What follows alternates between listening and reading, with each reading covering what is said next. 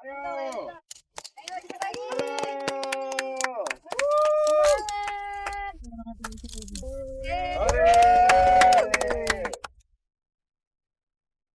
Iya pemirsa, Ray dan teman-teman udah ada di puncak dan kita bisa ngelihat keindahan alam Purwakarta dari atas sini.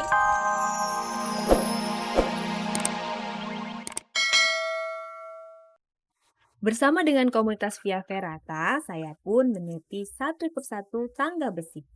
Semakin tinggi saya naik, pemandangan alam di sekitar tebing Parang semakin mempesona.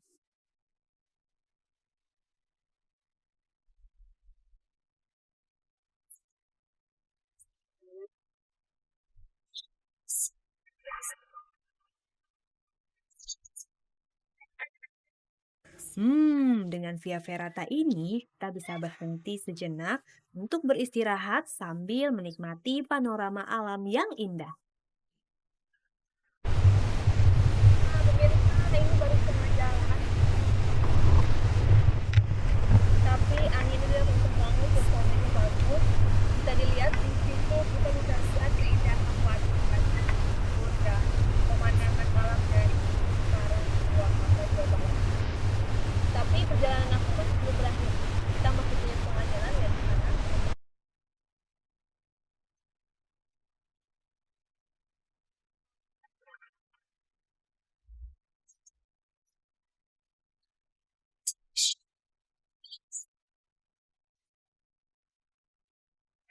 Seems in the time.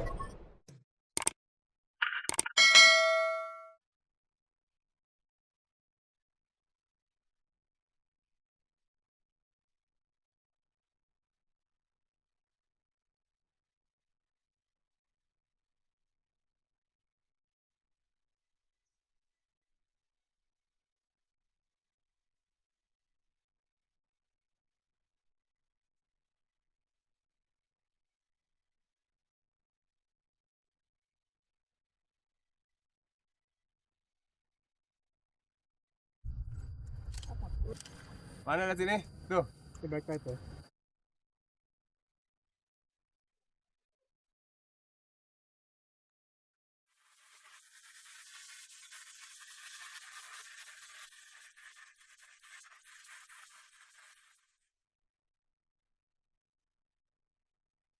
Ayo. Ayo dikit lagi. Halo.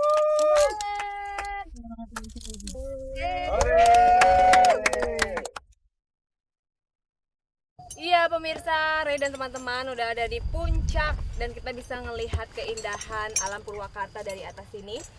Bisa dilihat di belakang kita ada Waduk Jatiluhur yang indah banget dan ada pemandangan dari sawah-sawah, pegunungan. Ini pas banget nih, cocok buat foto-foto. Dan katanya kalau mau bener-bener luar biasa indahnya, kita bisa pagi-pagi ya Besta ya. Kita bisa lihat sunrise dan juga sore harinya kita bisa lihat matahari terbenam. Tapi luar biasa banget untuk pertama kalinya Mbak Jessica, tadi kan pertama kali ya kita sama ya. Terus sama juga kan sama. Gimana nih, kita langsung tanya kesan-kesannya. Kapok apa enggak? Enggak, mau balik lagi pasti Mau ya. balik lagi. Mbak. Tapi enggak kapok mau Nggak kapok tapi lumayan berat kesini. Iya, lumayan berat. Karena tadi sempet gemeteran kan ya. Iya. Kalau kita benar-benar nggak fokus, nggak tenang, itu bisa licin ya, bisa gemeteran dan jatuh. Jadi kuncinya adalah ketenangan, fokus, percaya diri, dan keberanian. Oke pemirsa, it's time for climb down. Dan teman-teman udah duluan satu persatu turun dan katanya turun itu lebih susah daripada naik. Nah ini tantangan lagi di buat saya. Oke, coba kita akan turun ya. Doa ke saya.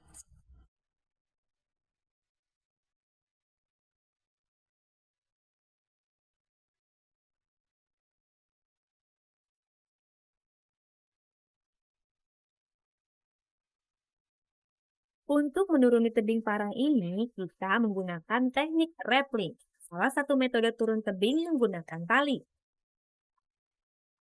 Rappelling dikategorikan sebagai teknik yang sepenuhnya bergantung pada peralatan. Prinsipnya, tali rappel digunakan sebagai jalur lintasan dan tempat bergantung, menggunakan gaya berat badan dan gaya tolak kaki pada tebing sebagai pendorong gerak turun dan menggunakan salah satu tangan untuk keseimbangan dan tangan lainnya untuk mengatur kecepatan. Yang penting dalam rappelling, usahakan posisi badan selalu tegak lurus pada tebing dan jangan terlalu cepat turun.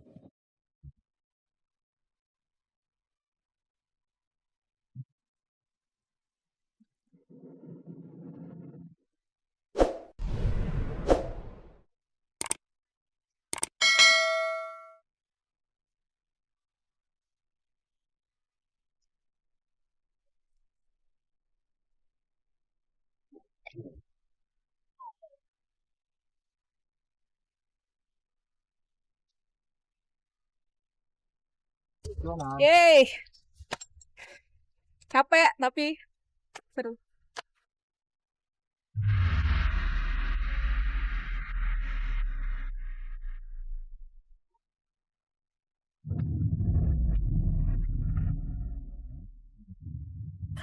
Pemirsa, aduh ya ampun.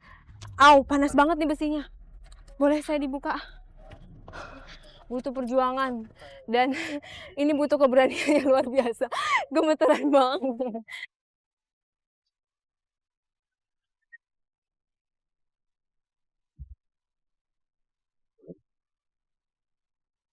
Selain via ferrata, tebing parang ini juga digunakan untuk memanjat tebing atau rock climbing. Besta sudah mulai memasang pengamannya tuh pemirsa.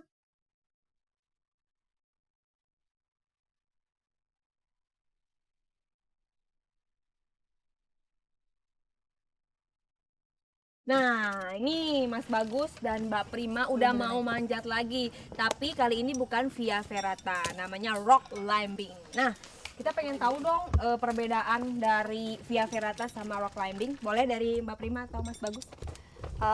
Rock climbing sih pada dasarnya kita manjat pakai tali. Kalau misalnya via ferrata kan dia dibikinin jalur khusus seperti tangga ini buat naik. Kalau rock climbing ya kita hanya menggunakan tali biasa lalu mengandalkan apa yang bisa dipegang di tebing ini sendiri gitu. Oh, kalau perlengkapannya sendiri terdiri dari apa aja? Kurang lebih sama waktu kalau kita main via ferrata, jadi harus ada harness, seat harness, kemudian kita biasanya bawa ini namanya chalk bag, ada isinya magnesium supaya nggak licin tangannya. Kemudian ada sepatu khusus buat manjat. Nah, tadi perlengkapannya udah. Selain itu sepatunya, nah sepatunya nggak pakai karena udah senior ya.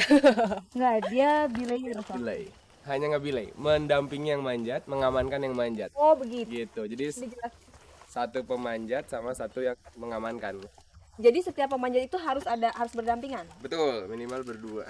Oke, selamat ya. Oke, sip.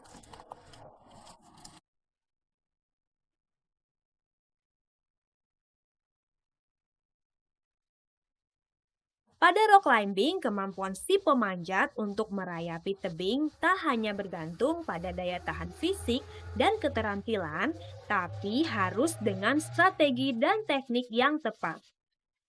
Bagi para pelayap cadas, tebing yang sukar adalah tantangan yang tentunya harus bisa ditaklukkan dengan selamat.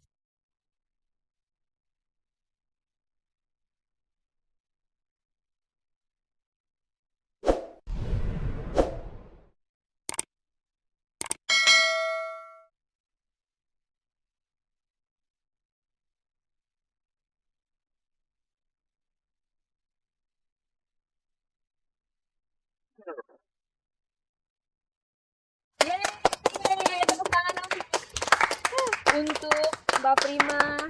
Tapi ini emang berat badan yang mungil itu memang memudahkan ya, Mbak. Ya nggak sih secara keuntungan sendiri ya kalau berat badan proporsional gini. Tapi tingkat kesulitannya lebih yang mana dibanding via ferrata? Tingkat kesulitannya emang lebih susah kalau misalnya kita panjat rock climbing seperti biasa sih ketimbang kalau misalnya. Nah, kuncinya kalau misalkan bagi pemula pengen nyobain rock climbing, Lebih baik mulai dulu latihan di rumah. Kalau misalnya bisa pergi ke tempat-tempat manjat yang di Jakarta kan banyak wall climbing dulu. Jadi begitu sampai ke tebing udah bisa manjatnya. dan kalau ketinggian rock climbing itu biasanya paling tinggi berapa meter sih? Ini kan tadi Iya. 25 ya. Tergantung tebingnya sih. Kalau di luar negeri dia bisa bikin jalur sampai puncak. Kalau di Indonesia mah nggak terlalu banyak tebing yang tinggi-tinggi. Di beberapa tempat sih bisa sampai 60 meter, 100 meter tergantung tebingnya. Oke, silakan diminum dulu, mungkin capek ya, mungkin Iya, Yuk kita terima kasih. kita ajakin Mbak Prima minum. Terima kasih sekali Kak Oke, Vivi atas sama-sama. waktu dan kebersamaannya. Ya. Wah, puas banget nih ya walaupun agak deg-degan turunnya.